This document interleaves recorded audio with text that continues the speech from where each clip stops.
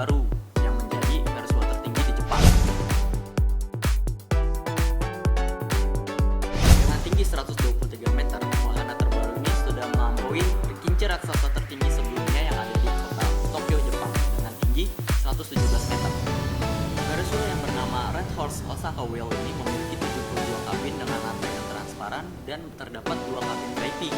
Satu putarannya bisa memakan waktu 18 menit.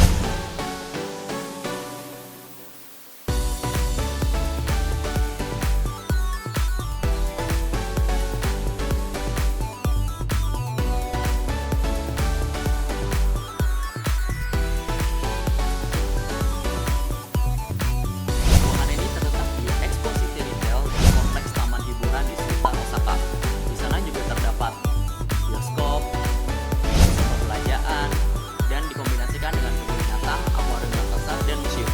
Sekian informasi kali ini. Terima kasih sudah nonton. Jangan lupa like dan subscribe channel Anibindo. Saya Adit. Stay tune on anibi.tv.